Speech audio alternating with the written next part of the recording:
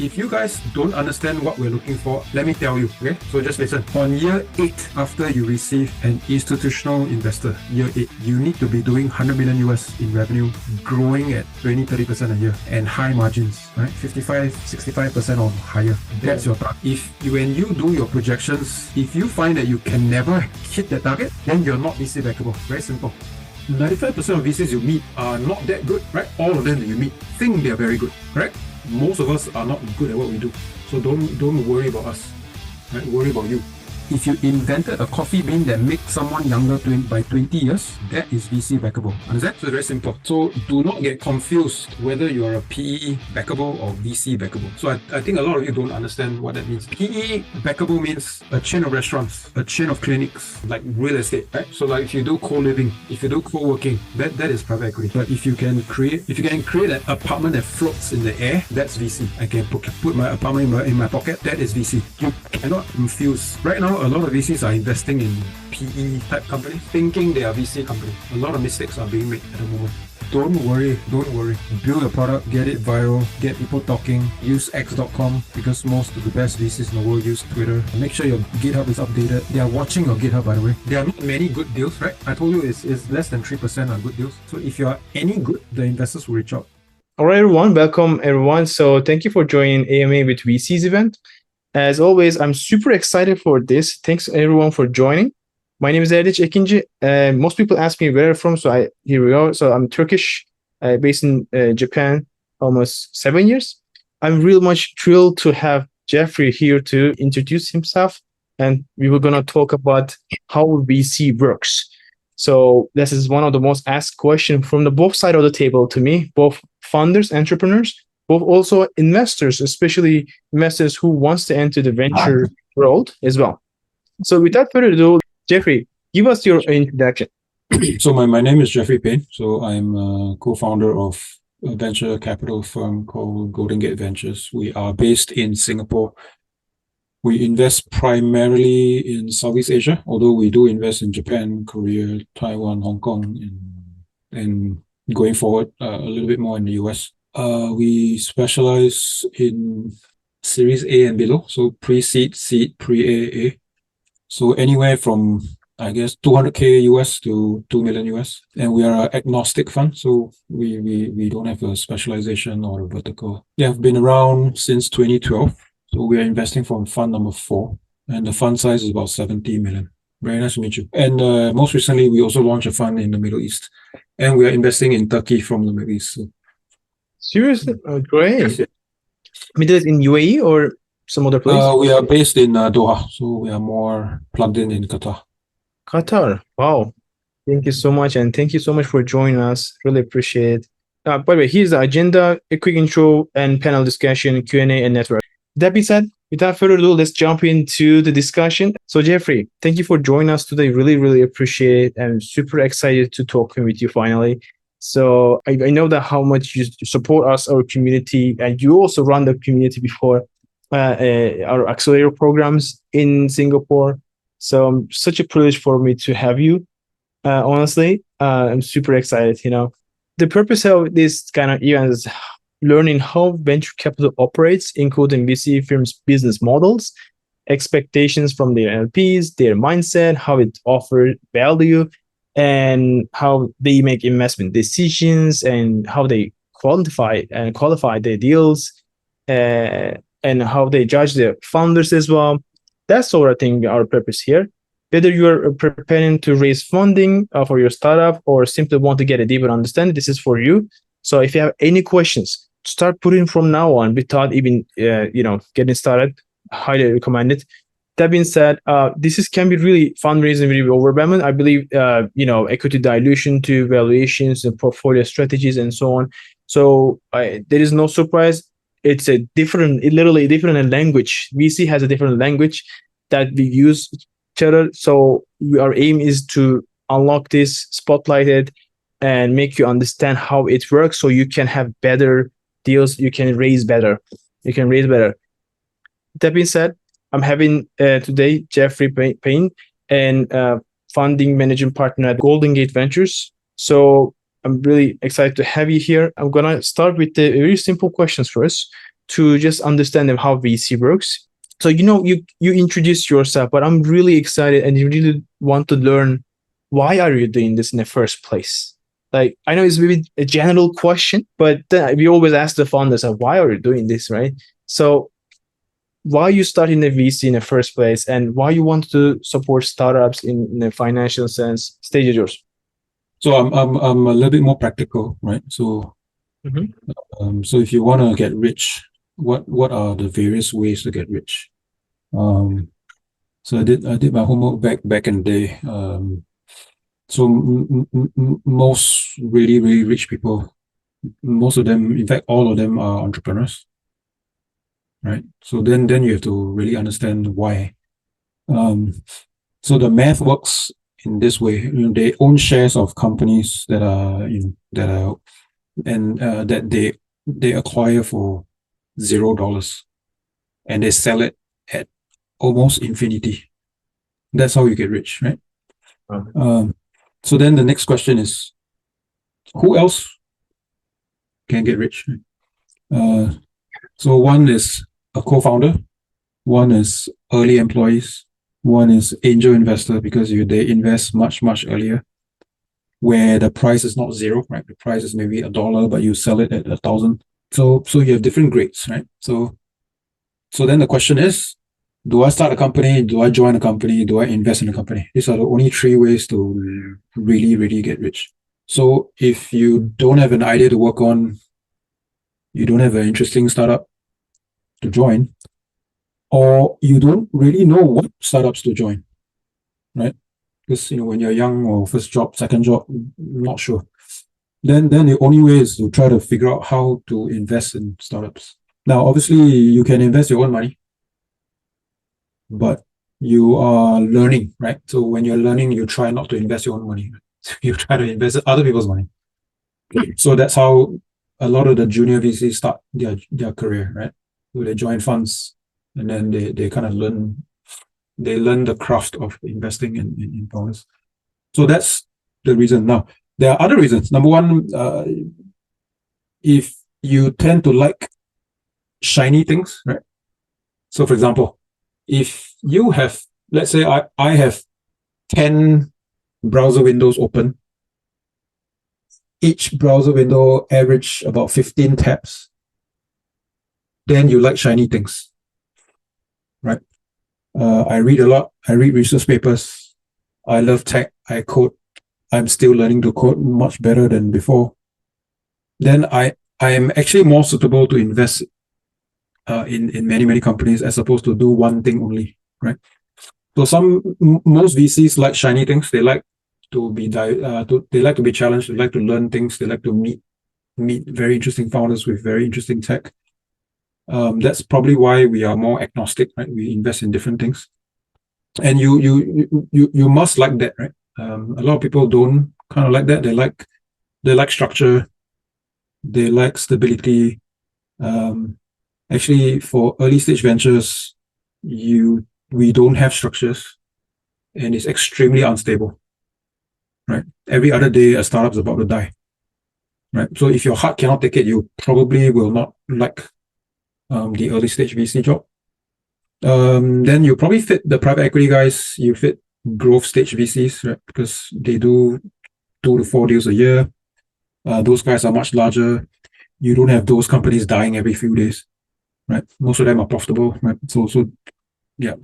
So VC is a very interesting career, but at the same time, we are not the stars, right?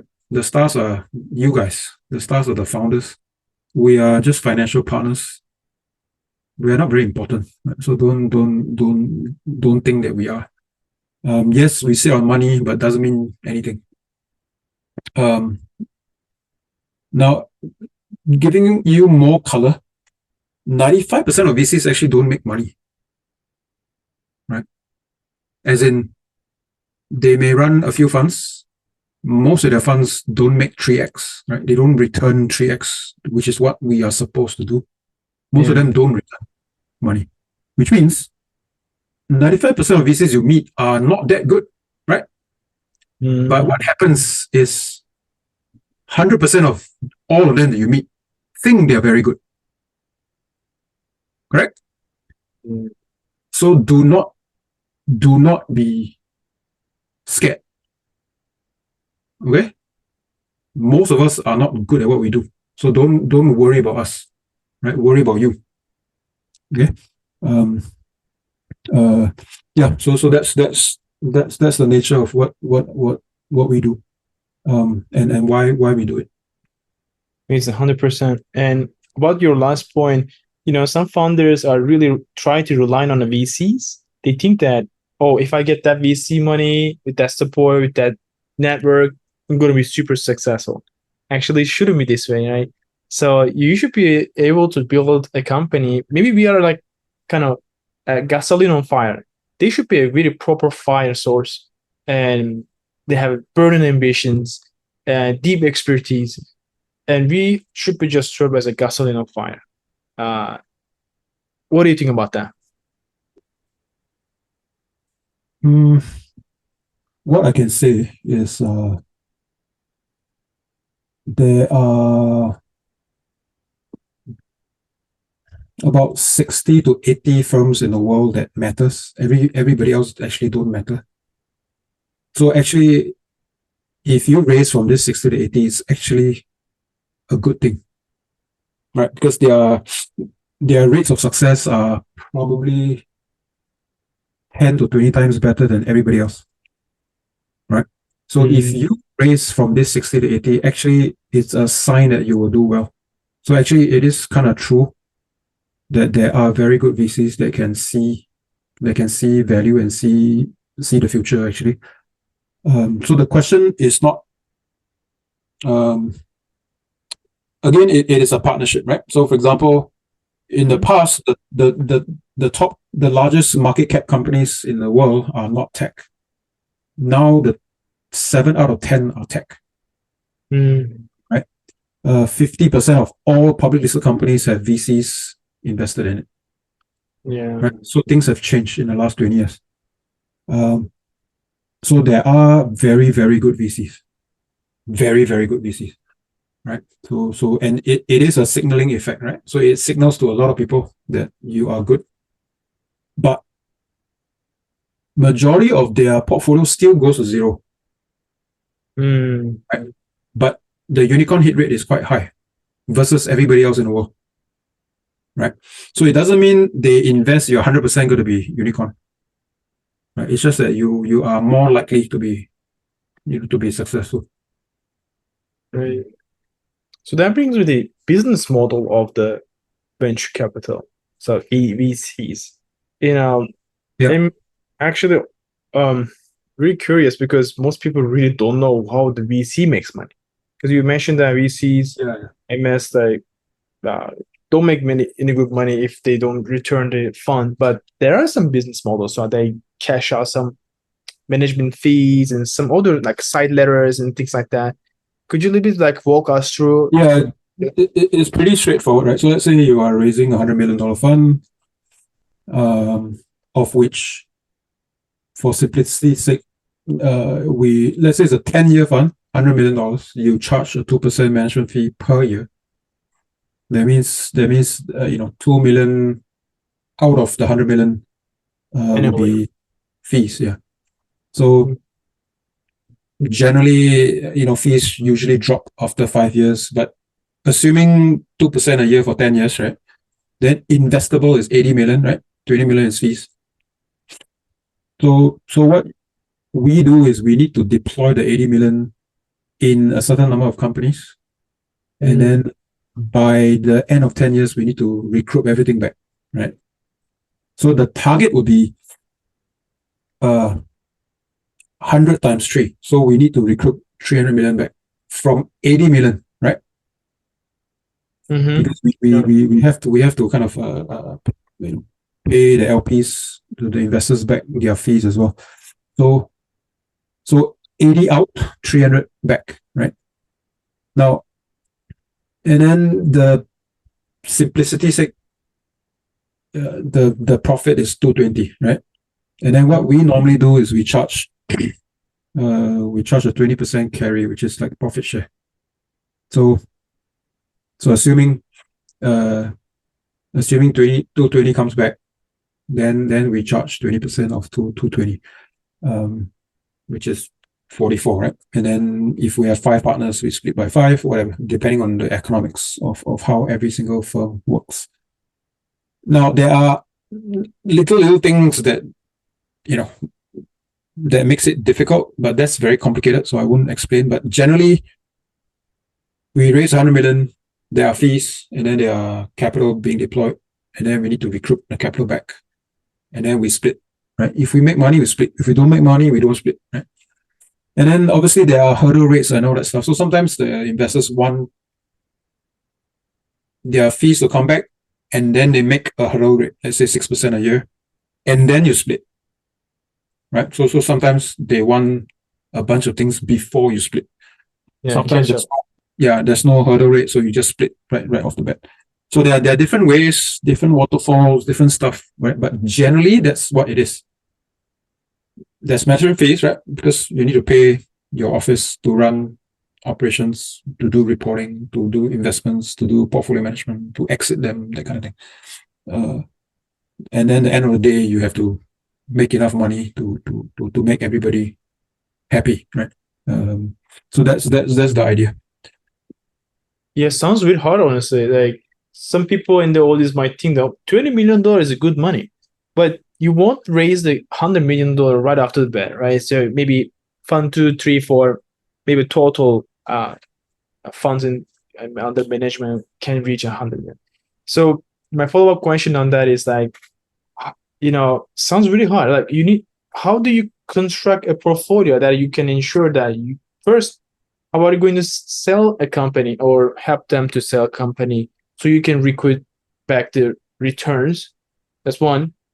And how do you know that some of them going to be maybe 50% going to be mediocre, maybe 5 of them going to be, home run success? How do you ensure that this portfolio structure? Okay, so this one will get a little bit technical. So it depends on which geography you invest in. It depends on which stage, right, you invest in. Do you do seed round, Series A, Series B? And then it depends on how much ownership of the company you require, right?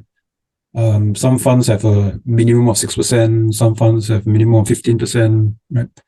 So it's pretty it's mathematical, right? It's pretty model based, right? So let's say 20 portfolios, you need 10% minimum.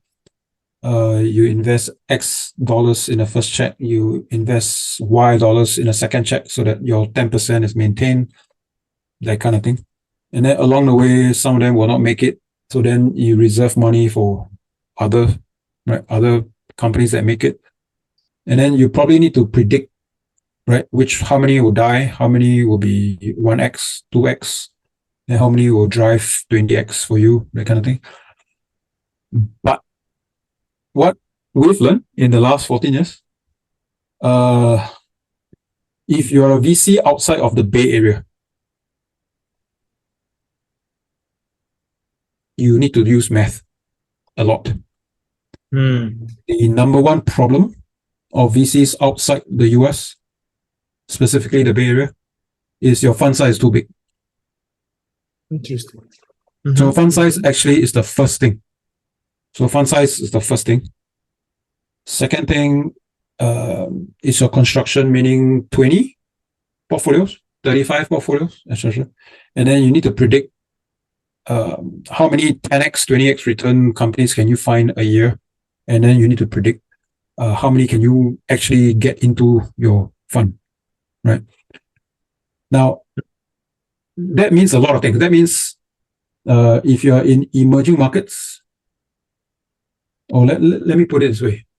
If you're not in the US, most of your companies are going to be copycats, which means you better know what is happening, right?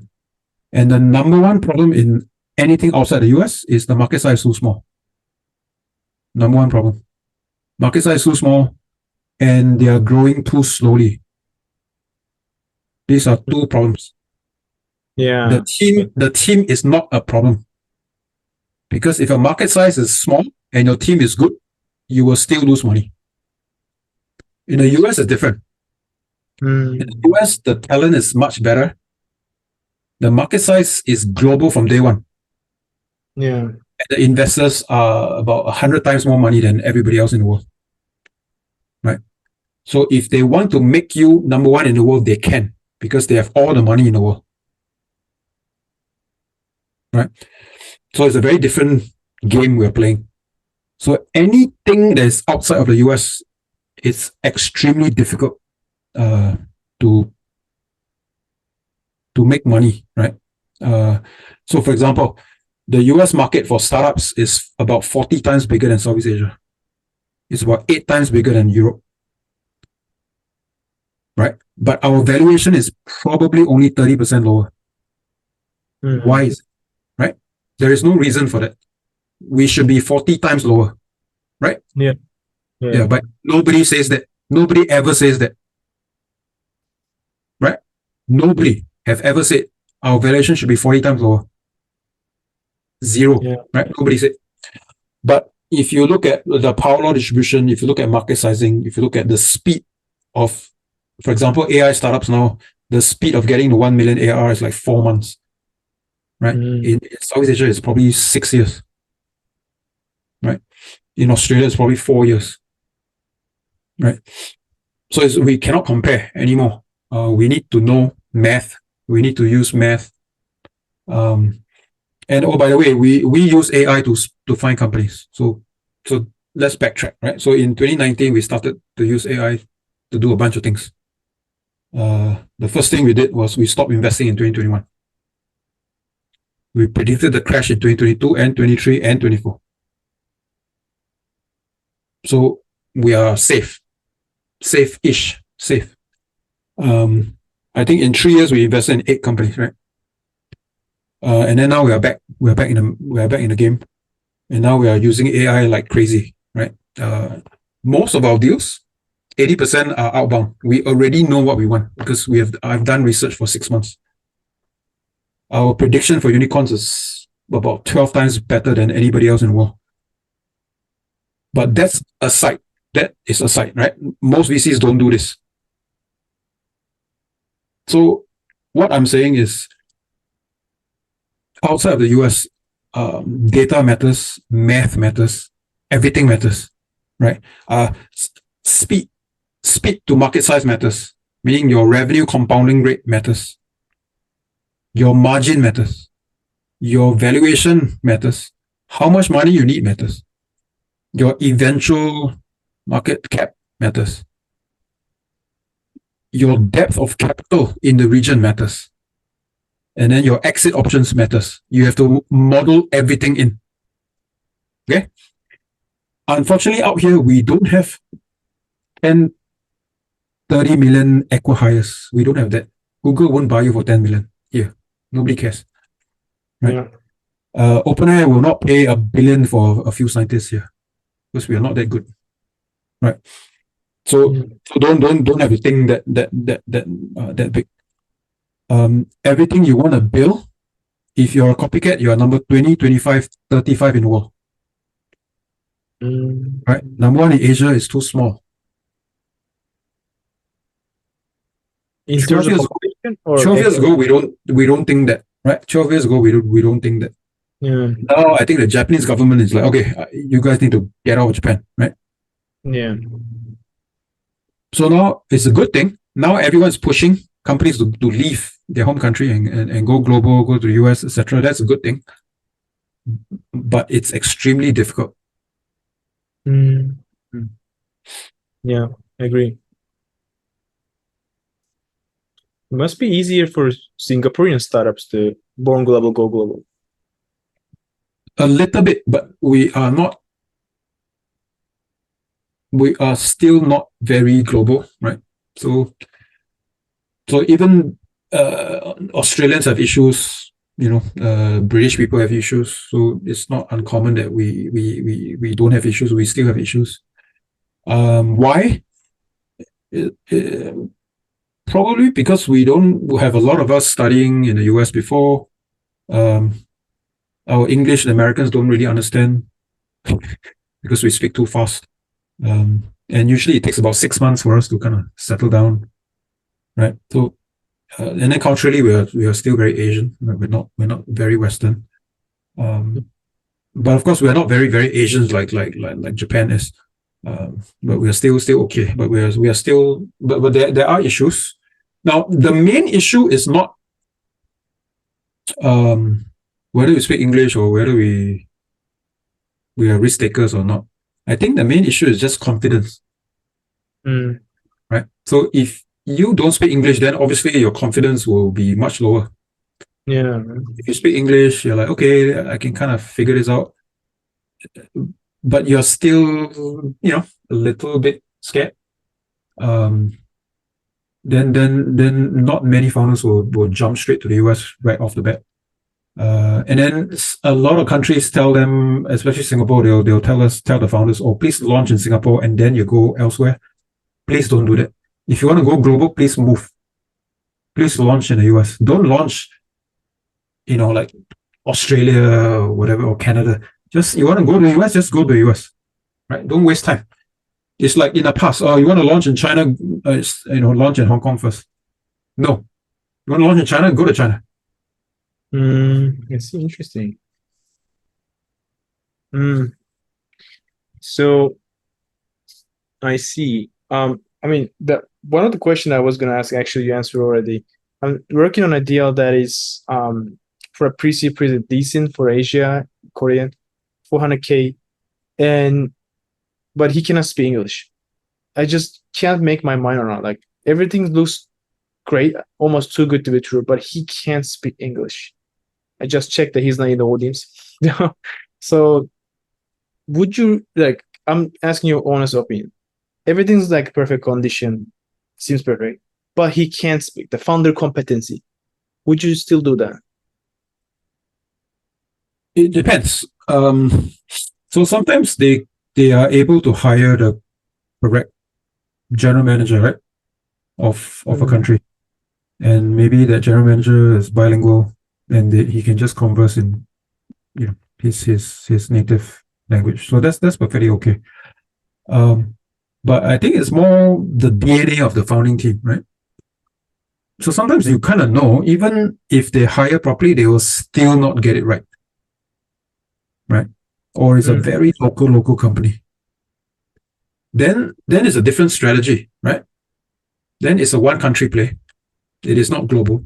And you just take it like that, right? So yeah, so let's say if they're, I don't know where they're from. Let's say, are they from Korea or Japan?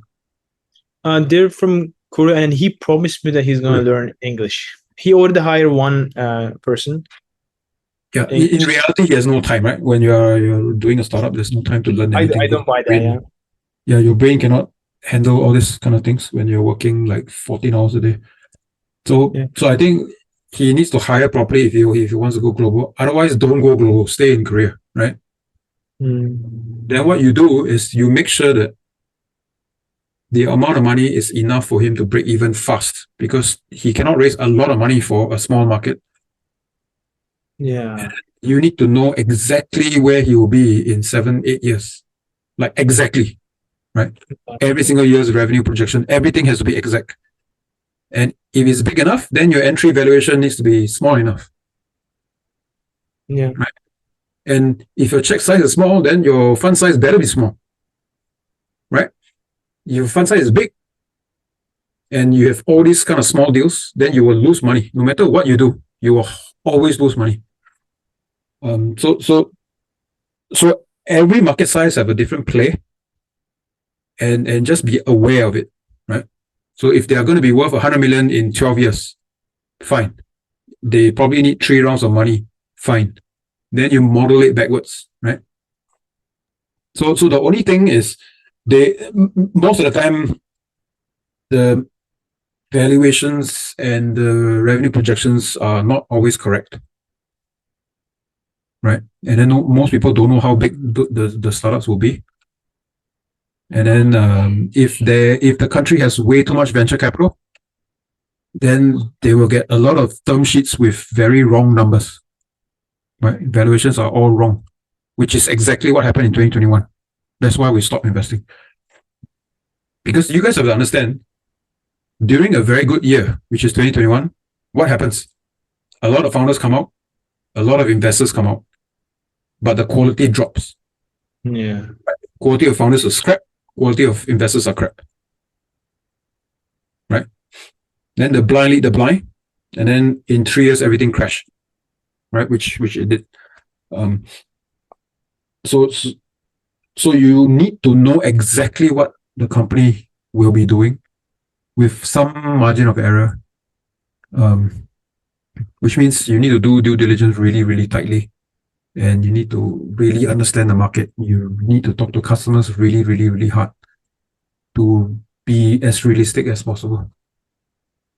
No, it's amazing. I think, you know what, we tap into most of my questions already without even asking, because you are basically thinking out loud, but you distill gold, honestly. So you actually covered it all. And I personally promise that I'm going to rewatch this one and then try to learn, because guys, did I mention before, but I'm on the process of launching my own fund as well. It's already incorporated, it's official, guys. We didn't announce social media, but it's official. The firm is live. But I'm still figuring out things. It's a new thing completely. Like as I mentioned before, it's like a language, a different language. I'm trying to understand different network, different language. It turned out to be that it's a bit harder than being a founder. I mean, in my case, maybe others easier. And anyways, but being an operator helped me a lot for that. Anyways, so I'm learning from you. I've learned a lot of things from you, honestly. So thank you for doing this. And I'd like to a bit accept questions from the audience as well. And some people are putting the questions to the chat. Please put it back to Q&A section so we can vote it. We can answer from there conveniently. All right. So let me see. So audience, when you ask questions, please bring things around like the topic, not like too specific if possible. We are here to learn how VC works, basically. I know things are a bit technical here, but it's supposed to be this way. But we're trying to make it more simple, with the simple English, because it might get super technical, actually, way deeper than that. Anyways, let me pick up the first question. The first person who asked, basically, Michael. I hope I'm pronouncing your name correctly. I can't pronounce your surname. Anyway, Michael. So he says, "Hi Jeffrey, my name is Michael. I'm based in Tokyo and working on a project called Greenbridge Japan. We focus on transforming Japan's abandoned homes, the IKEA, into profitable, sustainable assets such as ecolodges and Airbnb rentals, affordable housing, and I'd like to your perspective on." So I think your question is cut off here. So what is the real question here? Or maybe my take on it. Yeah, so there's two things. One, this problem is not new. It's been being tackled for at least 5 years, right? So number one, it's not new. Number two, because it's not new, the market size is not going to be very big, right? And because it's not new, then you're not going to generate venture returns, right? So let me explain what venture returns are, so that you guys understand. Yeah. Venture returns means a typical successful company in the US, they are worth 2.5 billion US in 7 years. They raised 350 million in 7 years, right? And their revenue run rate is probably about 200 to 300 million US. Means the revenue within 7 years. Their gross margin is over 65%. And they're growing at triple digits every year. That's what venture backable means. Okay. Now, if you don't know what it means, I'll explain in my usual explanation. If you launch a coffee chain in emerging market, that is a private equity company. But if you invented a coffee bean that makes someone younger by 20 years, that is VC-backable. Understand? So it's very simple. Okay?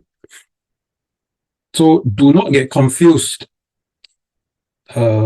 whether you're a PE backable or VC backable. So I think a lot of you don't understand what that means. PE backable means a chain of restaurants, a chain of clinics, right? Like real estate, right? So like if you do co-living, if you do co-working, that is private equity, right? But if you can create an apartment that floats in the air, that's VC, right? And then I can have 3,000 square feet if I want. I can shrink it to 100 square feet if I want. I can put my apartment in my pocket. That is VC. Okay, so that's you cannot confuse. Right now, a lot of VCs are investing in PE type companies, thinking they are VC companies. A lot of mistakes are being made at the moment. Right, it has been made since 2018. So please be aware what a VC backable company is and what a PE backable company. So back to his question, that business model is mostly a PE kind of thing, got nothing to do with VCs. I agree. So in my take on that is actually we see a bit more moonshot. So it depends on what you explain. PE is more existing business or existing market and something like that. So when I explain this one to the founders, some of them backlash me, like say, you guys are too much. So how dare you are that you're asking to become us like billions of dollar worth company. You're looking for something impossible. So that immediately gives the how narrow-minded that person is actually. So you should go wild and build something that can impact millions of people's lives. So we're looking for something like that. It's special. It's a very special niche product that is supposed to not invest 97%-ish, something like that, right? All the companies out there supposed to be not like this. So it's not for everyone in this call, for sure. But you still can learn all things. I think people confuse because we're more accessible, we're more helpful for funders because our value proposition is like this is how we funnel those deals to us and by helping them out. But most of them not appeal to us, not suitable for us. Anyways, just want to comment on that because this kind of things gets a lot. Anyway, let's move forward to the next question. Gaurav asking that exploring into global ops with ask for more funds. How do VCs look into this situation? Do they have the companies to raise more funds? What's the question again? I'm not too sure. Exploring into global operations, I guess. Global operation will ask more funds. So I guess the current climate asking more funds to in operations globally. How VC looks this situation. And how the VC, maybe it has two parts of this question. How VC looks at this situation, that's one. Second thing is, do VC also help funders to raise more funds too in the follow-up runs? Maybe I can divide into two questions, this question. What's the first question? According to his perspective, so the global operations will ask more funds. How do VCs look? I also not too sure about this question. So let's pass this. Instead, let's focus on the second part. Do VC help support getting more financing? Yes, because that's what we do. That's what we do every day, right? So that's not what founders do every day.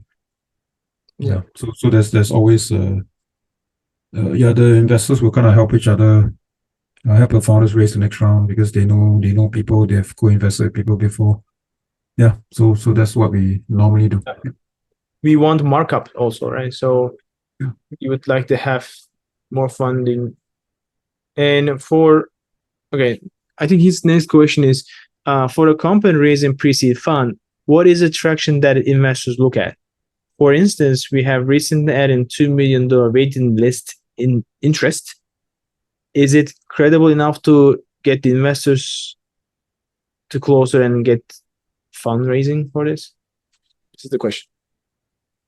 So it depends on what fundraising means to you, right?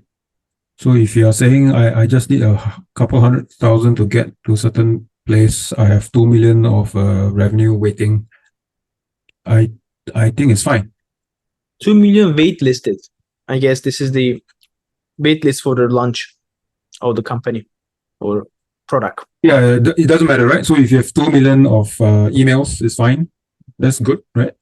If you have 2 million of annual contracts waiting for you, that's also fine. But at the end of the day, that's a good metric, but it's not the main thing, right?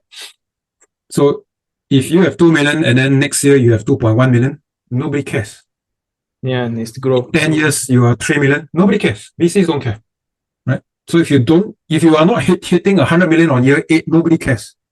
Now, this is another thing I haven't said before. So if you guys don't understand what we're looking for, let me tell you. Okay? So just listen. On year 8, after you receive an institutional investor, year 8, you need to be doing 100 million US in revenue, growing at 20-30% a year, and high margins, right? 55-65% or higher. That's your target. When you do your projections, if you find that you can never hit the target, then you're not VC-backable. Very simple. Yeah.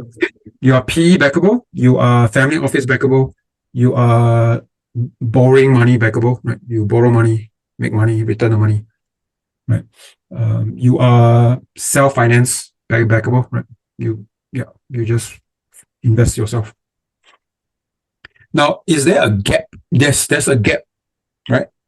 98% of you shouldn't raise money from me, but then you get stuck. You don't know where to raise money from, right?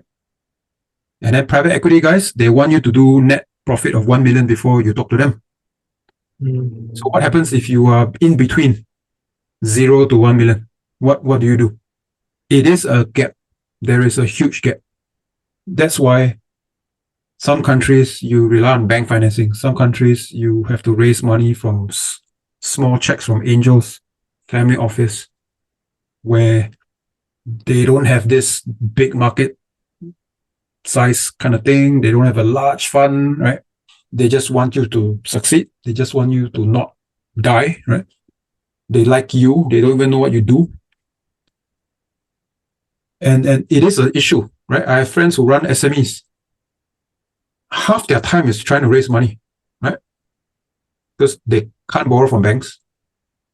PE thinks they are too small. VCs doesn't fit. So half the time they are going around raising money.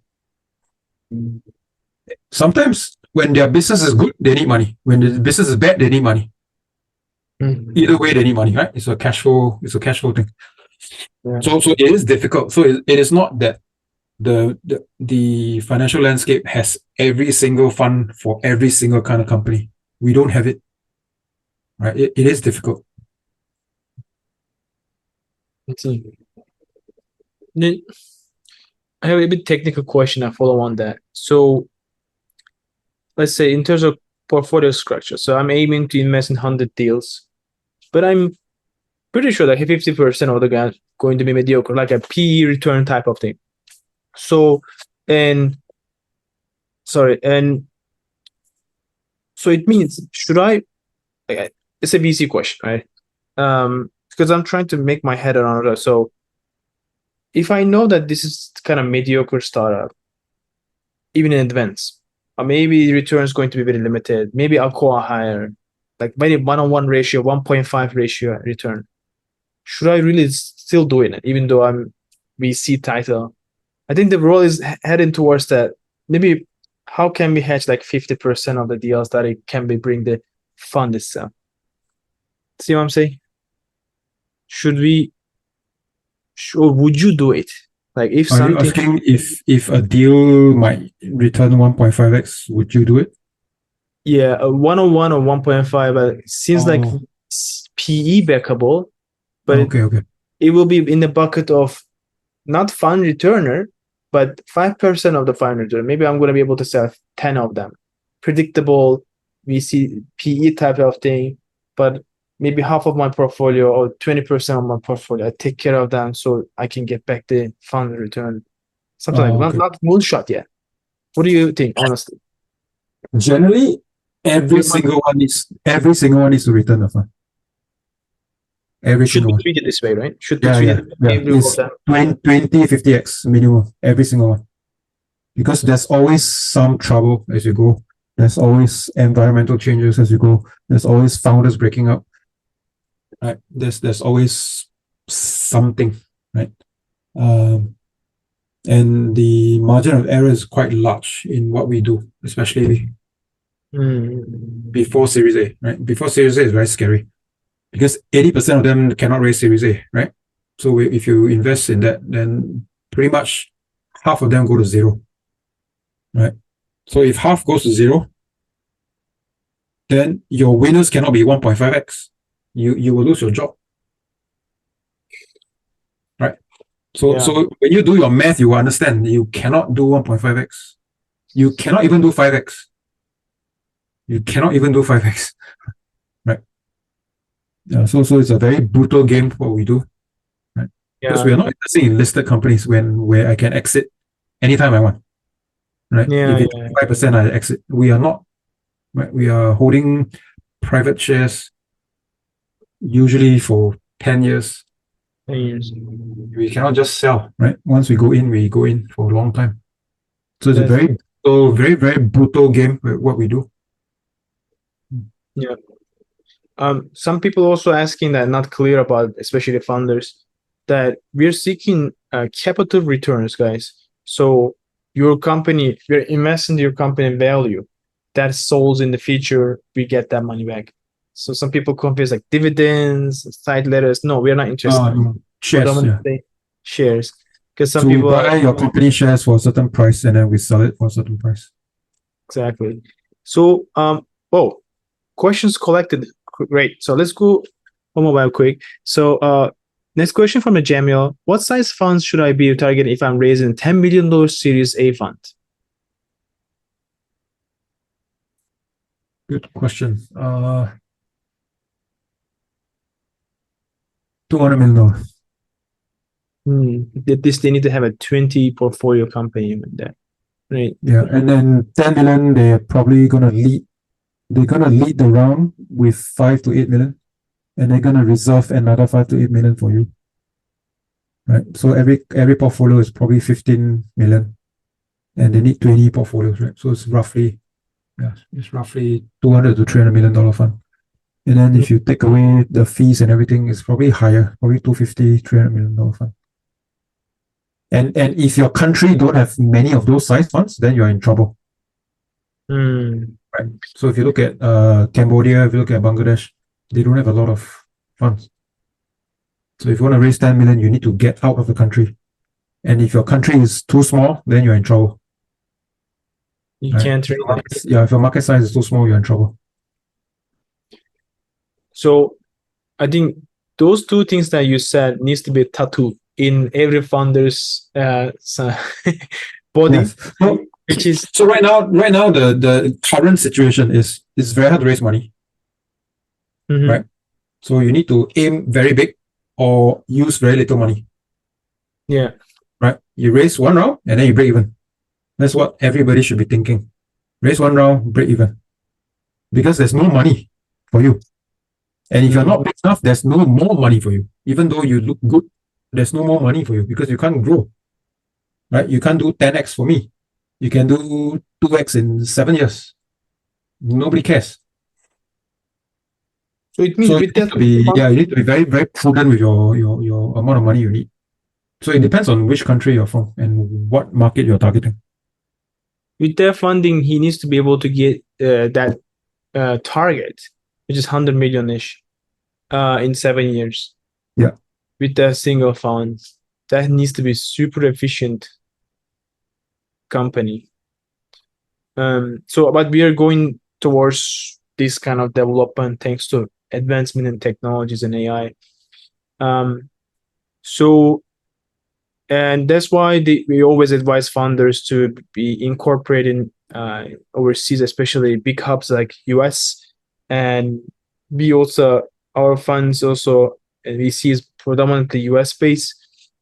But we started to cover other jurisdictions like Luxembourg, Singapore, and so on, Netherlands. Yeah.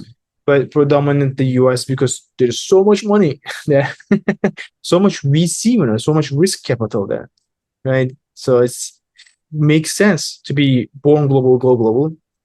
Anyway, let's move forward to the next question. Shubham says that how do you project or see Japan-based startups working in the India or the largest? How do you project or see Japan-based startups working in India, one of the largest economy of the date? Not the largest economy, but high potential to be one of the largest economy going to be. Any comments on that?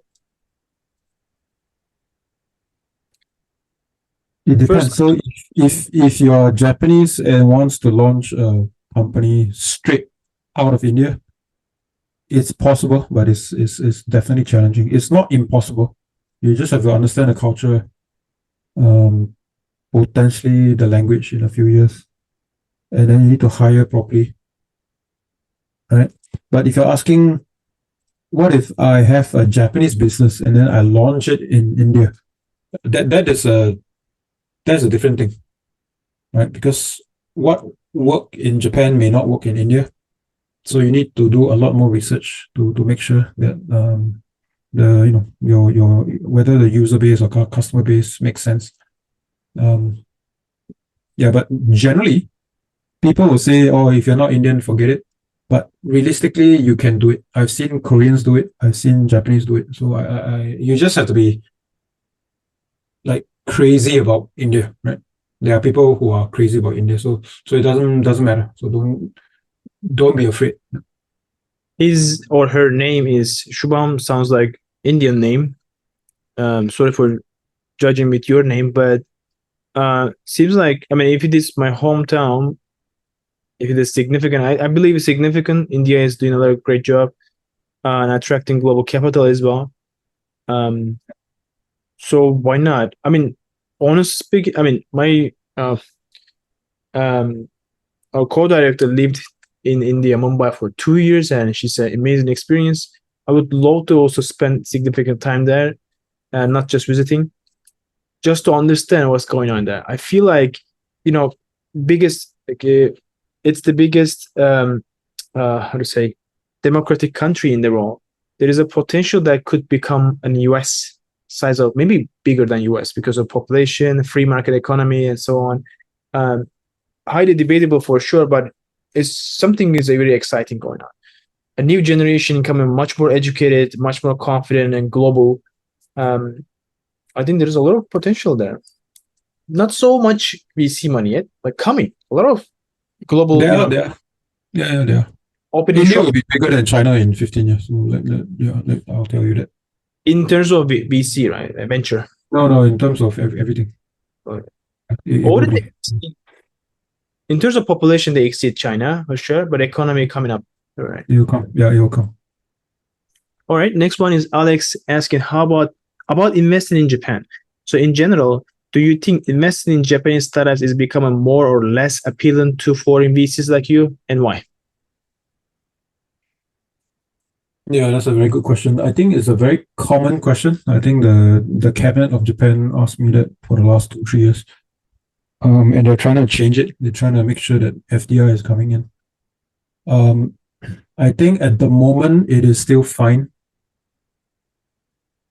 The usual issues are just cultural and language, right? But that's just like any other country. So now then the question is, do you only invest in Japanese companies if they can go global? That's a different question. I think most Japanese companies are only for Japan. And if you like that, then it's perfectly okay. But if you only want to invest in Japanese companies that go global, that's a challenging thing. But in the next 5 years, that will change, right? I think you guys know this. The government is putting a lot of emphasis there. They are attracting many of us to invest there so that we can help you go global. So things are going to change. It will not be very fast. It'll take a while, but things will change. So I would say as long as the education system is good, STEM education is good, and there are less stigma for people starting companies, and there are more diversity in the population, I think it will be fine in the next 5 years. And your mother's board are doing fine, so your Tokyo Stock Exchange is fine, right? Although the government is tightening a few things, but in general, it's still okay. I see. Maybe the scale ups are some issues here. Scale up funding is not that accessible. But may I know like how many deals you make in Japan? You actively invest in Japan too? Japan startups? We will start to. So we haven't. I think we've only done one probably in a long time. One already, but you're planning. Let's see. We'll try. Yeah, we will try to do more. Yeah. I'm trying, but it's not that easy, honestly. Even though I'm living here like 7 years, so complicated. I mean, even just communicating with the founders is complicated. Even though some of them speaks English, but they're not speaking English like. And I don't know. They're thinking in Japanese and speaking in English. So it's okay, right? Yeah, it's okay, right? So I'm not supposed to speak Japanese either, so I'm perfectly fine. I think if you want to find a way, you'll find a way. And yeah, for sure. If I have big commitments and big conviction about them, why not? But I just often can't see the global appeal. So as you mentioned, the market has to be big enough. So general local market doesn't big enough, right? Yeah. And it has to be some significant momentum. Not always, right? Sometimes local market is big enough, but it is a bit challenging to find, but it is possible to find. For sure. One of the person, Gora, was asking follow-up comment there. India is the biggest consumer market. Most of the investment going towards consumer tech. So I agree that most of the VCs think that consumer tech is dead or outdated, out. But when it comes to the market like India, 1.5 billion people lives there. 1 billion people, oh my God. And for a country, it's crazy number. And their things growing, the purchasing power is increasing and so on. And they're becoming more sophisticated. So a lot of opportunities, right? So I 100% agree that some local markets will have to invest. Anyway, so Vinny, I'm going to continue with questions with the remaining time. And Vinny Choi, if I'm pronouncing it correctly, sounds like a Korean name actually, but greetings from Hong Kong. Probably quite subjective question, but what are those investment criteria or conditions to look at before startup provides a significant ROI? Like giving insights as pitching to investors on potential market size, product demands, current industry landscape. Since I always have these stereotype that VC always back on those initial successful startup. So would you like to see the minimum threshold of existed results before ready to pitch? Many thanks. It's pretty long question, but I hope you get that. I think the question is what traction do you need before we're interested? The reality is any traction we are fine, because different investors, sometimes I invest in pre-revenue, sometimes I invest in pre-product, right? You don't even need to have anything. And then some VCs are like, oh, you must make like $1 million, otherwise don't talk to me. So when you talk to VCs, you should ask this question, right? What are you looking for before you're keen? and different VCs will have different answers. But for me, the benchmark is quite straightforward, right? So if you think you can hit 100 million on year 8, then you should talk to a VC. That Very- conviction required. pretty straightforward. In my case, we're looking for people to attend FI program, because FI program is very useful for, in my case again, to stress test the founder, because as the name suggests, founder institute, we are working with the founder. Founder is the biggest asset of the company, at least initially. So it needs to have this conviction. They need to communicate well this conviction to us, have well planned, everything well thought, talk with the users, customers, everything is done, all checked, has to be. But at the end of the day, the most important thing is the global appeal, the global growth potential, significant markets, great traction, even though short period of time. But sometimes people misunderstand it. When we say great traction, we are not talking about like making huge revenue or sign-ups or something like this. Something is exciting and growing rapidly, even though it's, in my personal opinion, even though it's a vanity metric, we still look at it. Something like crazy moving, it means they are doing something great. Even though sometimes, they exaggerate or something like this, but still fine. And we believe in the founders, actually. So just to great sometimes enough to be at least have a deep discussion and consult and mentor them. Maybe that they turn out to be a good deal. Again, no hard feelings. Sometimes we talk a lot. They blame us like, hey, you talk with me like 5 times and not doing a deal. It's not fair. Actually, you should be grateful about that. I give you 5 meetings so far. It doesn't. I'm not promising that I'm going to make an investment. It's just I need to get convinced. Need to do due diligence. Sometimes they are not too sure about themselves, so it's become a no-no. Anyways, I don't want to occupy here because I'm here to have you here. Okay, next question is, what kind of deals do family offices prefer to invest in VCs, PE funds that you explain? This is too technical. Do you want to pick up this one? Because too technical, it's not. Well, what kind of deals family office wants to do? Yeah, what kind of family office wants to invest in the VCs? Invest in VCs? Some of them do, most of them don't. Yeah.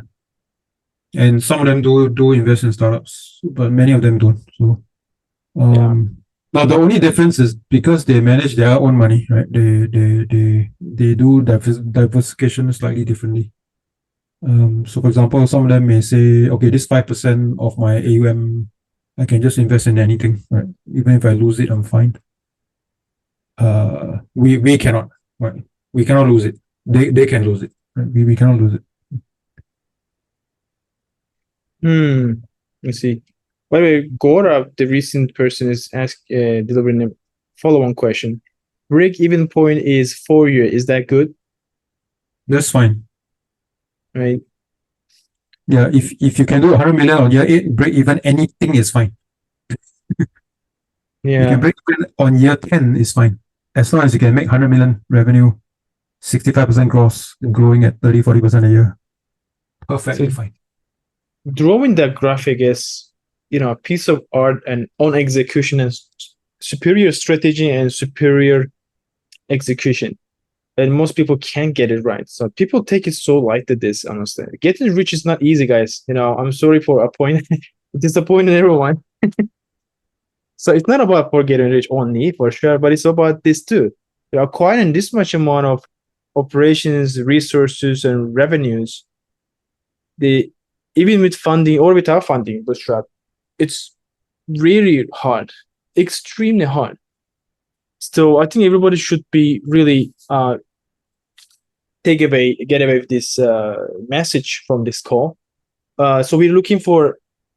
I'm sorry to say this, but like really superior talent and superior vision has to be. So I end up with this one all the time. Like I need to coach the founder. Hey, you can do it better. You can think better. Just think out of the box and think big. I end up with coaching a lot. So I find out that the founders are the one that is the issue, like their mind. Anyway, I end up commenting, but anyway, last two questions. When Josh is asking, when are you funding pre-seed, seed? Are you utilizing? Are you utilizing safe investments, the safe note? That's the question. Yes, that's pretty common. So yeah, yes. Yeah. And next question from him is where is the best place to locate for what do you mean repost? I don't understand. Oh, VC assets. I guess to access the VC capital, is there any good place to relocate? San Francisco. San Francisco, I agree. Bay Area, particularly Palo Alto. But anyway, entire Bay Area, entire peninsula is good. 100%. How about in Asia? Okay, let me ask my own version. In Asia, I want to access the capital better. I want to touch these people, the VCs. I want to hang out with them, just like in Bay Area. How can I? Where would be? Yeah, it depends. If you want the best, the answer is none. If you want concentration, I think Singapore, I think Tokyo. Why? That's about it. How about Dubai? No. There are a lot of LT people. I mean, for a VC perspective, I find the money there. Like, oh my God. If you stay in a particular hotels, for example, you will end up with talking a lot of potential LPs. Constant party and constant networking. Yeah. I mean, there's a lot of family offices that move there. So that's why it's pretty crowded, which is good, which is a good thing. Utilizing conferences also could be one good strategy for not just the VC, but for funders as well. Yeah. So they concentrate there, and you're gonna have actually how you guys should do it is don't worry. Build a product, get it viral, get people talking, use X.com because most of the best VCs in the world use Twitter. And make sure your GitHub is updated. They are watching your GitHub, by the way. Yeah. And and if you have anything viral, they will reach out to you. Because there are not many good deals, right? I told you it's less than 3% are good deals. So if you are any good, the investors will reach out. And then you just have to make sure they are one of the 60 to 80, right? And if those 60 to 80 reach out, then you are fine. Exactly. If you do good, we will reach out to you. No matter what, we will figure out how to reach out to you. Yeah, but having said that, it is difficult. I can tell you, if you're a founder, you're trying to figure out whether you can be number 1 in the world, number 3 in the world. For example, most of you are number 25 in the world. And then you think you can be number 2 in the world. But most of you don't know how to get there. Or you're bluffing yourself. You'll never get there. But it is difficult. Okay, let me tell you, starting a startup that is venture backable is extremely, extremely difficult. Right? It's less than 2% of you guys. So it is extremely, extremely difficult. So you have to try, but chances are you're not going to make it, but you have to try, right? So you need as much help, as much advice, as much failures, right? You'll be launching and then nobody cares, and then you'll be pivoting and you'll be shipping product every week until you get it. And then maybe your first 2 companies are failures. And that's the way it is, right? That's how the Bay Area is. They fail 2, 3, 4 times, and then they start again and again and again and again. In Asia, that's not a thing, right? Most of us don't want to fail. But in reality, you have to fail at least 4 times. But you don't believe you will fail once, correct? Yeah. But in reality, you have to fail 4 times. And even then, you may not make it. So it is extremely difficult, right? It's just like, can I get into Harvard? It's extremely difficult. I'm telling you not right now. It's extremely difficult. Yeah. Right? But you think you can, right? Everybody thinks they can get into Harvard. Right? Until you try. Right? So it's the same thing. Right? And the number one reason of failing actually in startups, you're not pivoting fast enough. Right? Because the chances of you hitting it with your version 1 is pretty low. You need to go to version 4 or 5 before something happens. And even then, it may not be very big. Then you need to change direction. Sometimes some founders will shut down the company and start something else because they think it is too small, right?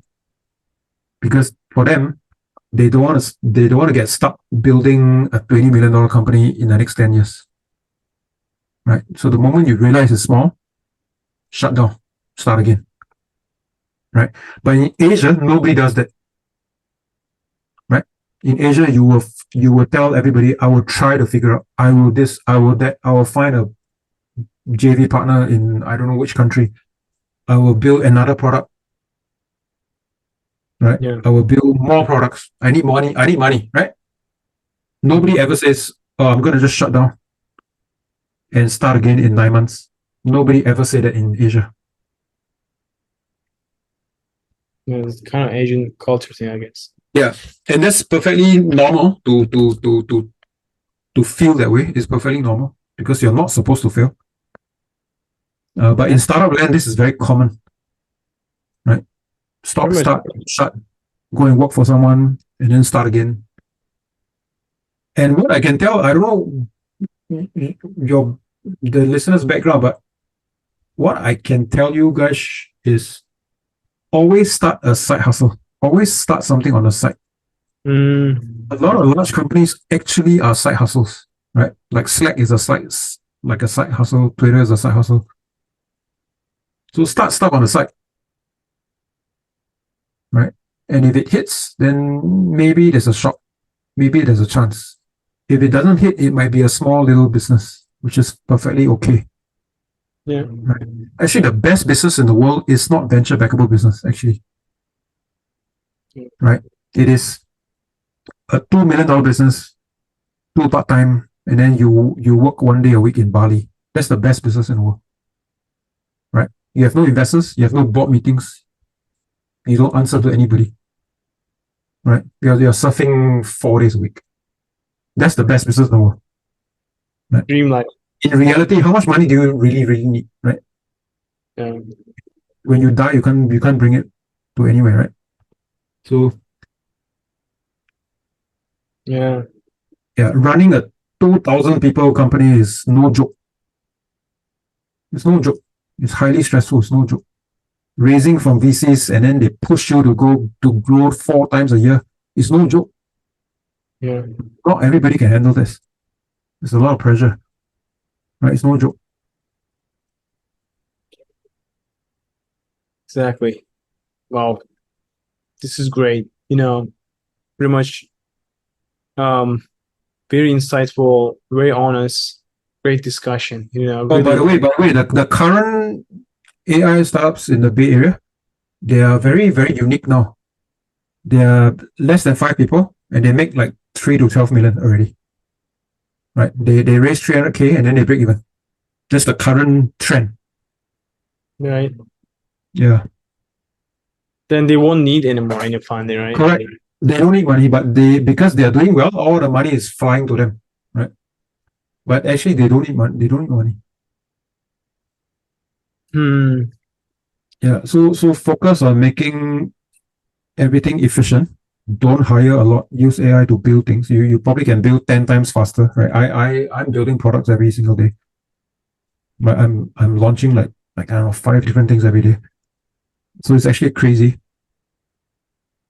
And some businesses actually don't need a lot of money. We couldn't get into this AI thing, but actually there is at the same time so much noise going on, right? It's so hard to pick up the good startup, or they hard to reach out to them because there's just too much stuff going on. Just like everyone is able to do it, similar to these, .com bubble area. I'm not saying that it's a bubble, it's a bad thing, it's about fluff. It's not. It's legit. It's great, and it's useful. We all use every day, but there is a Cambrian explosion happening. So, how do you identify these people? You have to read. You have to read. That's the thing that we don't normally do. Like investors don't read a lot. Founders, you have to even read more. If you're not in the Bay Area, especially in AI, you are probably 12 months behind. No matter where you are, you can be in London, you're still 12 months behind. So the only way to catch up, you need to fly there a lot. You need to read a lot. You need to read research papers a lot. You need to know you need to have friends in different kind of the larger AI companies. For example, you need to have a very good friend in NVIDIA, for example. Right? Because by the time their public information comes out, you are 2 years behind. Right? So you need to have a friend who's telling you stuff. You need to have a AI founder based in the Bay Area that tells you what's happening. You need to be very technical. So for those of you who are in AI, you need to be really, really technical. So you need to really catch up. So there's a lot of things to catch up. And technically that's kind of fun because a lot of you are pretty used to this, right? If you are highly educated, you are problem solving all the time. So for you, it's very normal to learn stuff, right? You are constantly learning anyway. So there's a lot of things that is changing. There's probably like, from last count, it's probably like 50 research papers in AI every day that comes out, right? You need to read like most of them, right? Most VCs have never ever read a research paper in their life, right? But now I'm telling you, you have to read like 20 papers a day, right? Can you handle it? Otherwise, you are 12 months behind. Can you handle it? So everybody needs to switch their game up. Otherwise, you're going to fall further and further behind. This is different, right? Like every other year, there is different hype cycle comes, but this is different. This is not hype. Yeah. It's not. And the reason people say it's hype is because they are not there. Yeah. They're not because there. They only hear from the outside kind of noise. You're too far away. So you think it's hype, you think it's smoke. It's not. You need to be there. Then you understand why this is not hype. Exactly. So, yeah. Amazing. I think, yeah. I mean, I wish we could talk like hours with you. And I think because I really enjoy talking with you. No worries. Anyone can add me on LinkedIn. You want to ask me stuff, go ahead. Right, I'll give you my email. If you have a pitch deck, just send it to me. Don't worry about reaching out to me. We are completely off the script, honestly, and just free talk with Jeffrey, and it's very much fulfilling and insightful experience. I would love to have you another call. This is like a FI webinar thing, but would love to have you like a more podcast setup. Maybe we could talk, relax, long setup, record. Yeah. I can do anything. So I can do a private chat with you. I can do a call with a bunch of founders pitching me, and then I'll tell you whether the ideas suck or not. I can do a lot of things. So just let me know. All right, thank you. Really appreciate your time and today. Thank you so much. And let me wrap this up, dear audience. So Jeffrey, thank you so much for sharing your journey and giving us such an honest look into VC, how VC works. We tap into a lot of great points. So everyone here, I hope you find this session very much valuable and inspiring. If you do so, please support us not only on social media. We have around aggregated 400,000 impressions, but not enough in my YouTube channel. So I need more subscribers, honestly.